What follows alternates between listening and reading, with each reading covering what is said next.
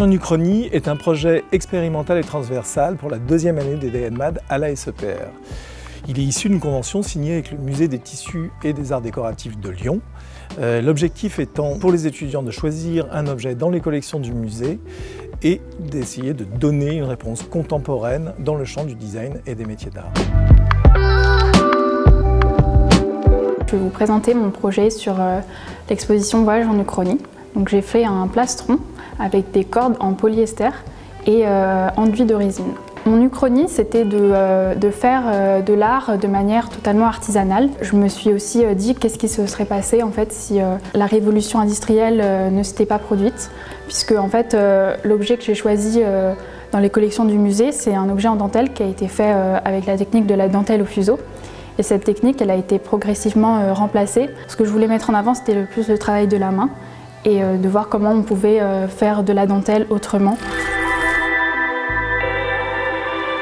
On est parti sur déjà une œuvre avant de partir sur une uchronie, qui est celle du kimono de thé de Kozo Takeda. Donc pourquoi celui-là? Parce que le kimono déjà il transcende la société, que ce soit dans les classes sociales ou dans l'âge, et aussi parce que graphiquement il est assez marquant avec la technique Itajime Shibori, du coup qui permet d'avoir quelque chose de très graphique avec des grands carrés, donc c'est une technique pour teindre à l'indigo. Moi, pour le portant, j'ai utilisé des assemblages à mi-bois, donc c'est des assemblages qui sont assez communs dans les ministéries.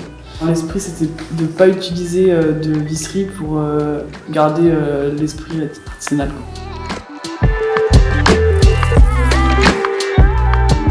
J'ai choisi de m'intéresser à l'œuvre de Pietro Seminelli, appelée Sous les cieux, qui a été faite en 2008. C'est un long tissé marouflé sur du papier fort qui a été teint et plissé. L'esthétique de la couronne a été donc créée à partir de l'œuvre. J'ai donc repris cette structure, cette géométrie, et aussi j'ai repris donc les couleurs qui m'intéressaient. Je pense que ça a été un réel défi donc d'imaginer un accessoire qui soit démontable avec des mécanismes de déploiement. C'est pas quelque chose qu'on a l'habitude de faire en bijouterie.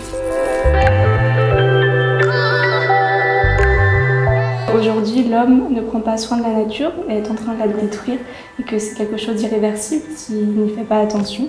D'où notre uchronie, c'est que les fleurs n'existent plus sur Terre, mais qu'elles s'épanouissent loin de l'homme, dans le ciel, dans les nuages. On reprend le motif d'un drapé pour faire référence au musée des tissus qui nous accueille pour l'exposition, et sur lequel vient jouer un mapping.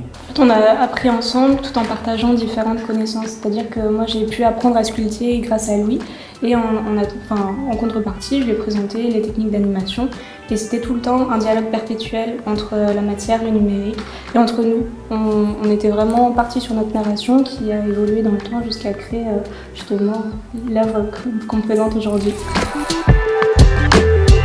Je m'étais inspirée d'un sabre, d'un casque et d'un pistolet qui étaient originaires d'Iran. J'ai décidé de me baser sur des personnalités féminines iraniennes qui m'ont particulièrement interpellée. Des filles qui, en Iran, ont été condamnées pour avoir enlevé leur voile dans l'espace public.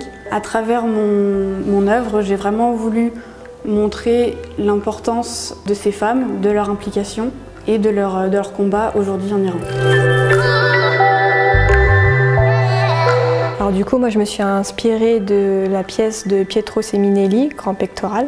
Et à partir de cette œuvre, je me suis posé la question, et si le design s'était toujours basé sur le pliage plutôt que l'assemblage? On réinventerait le mode de construction de l'objet et on privilégierait l'origami, qui est un art traditionnel et aussi scientifique, très technique.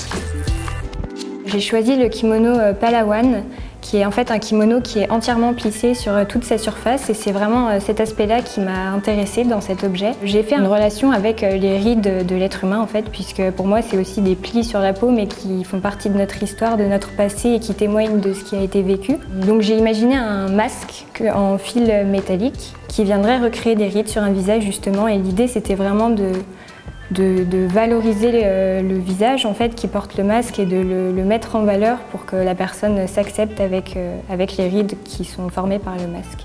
Et puis au final, c'est aussi un projet qui m'a aidé un petit peu, je pense, à orienter mon style personnel de création, puisque c'est un objet qui est quand même assez fin, assez délicat, je pense. Et c'est vrai que c'est ce genre de création que j'aime bien, donc je pense que ça m'a aidée sur ce plan-là aussi.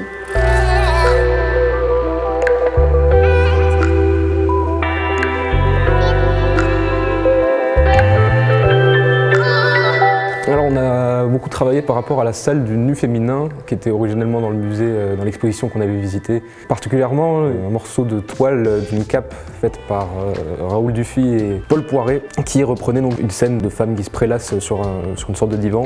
Et donc on a voulu un peu répondre à cette œuvre-là, par une sorte d'inversion. Là-bas c'était vraiment parti comme faire quelque chose sur lequel on puisse venir s'asseoir pour regarder l'œuvre de Dufy. Je pense que c'est une œuvre qui au final peut autant provoquer de l'attirance et que peut-être de la répulsion pour certains. Enfin, je pense qu'il y a ce qui est intéressant aussi, c'est de voir comment est-ce que les gens peuvent se l'approprier. D'ailleurs, on s'est beaucoup amusé à voir la réaction des personnes qui passaient, même pendant la réalisation. Sur la partie argile, les professeurs de l'école, des élèves qui passaient me voir et qui étaient à chaque fois très surpris. On a eu des fans. On a eu des fans. On a eu des fans.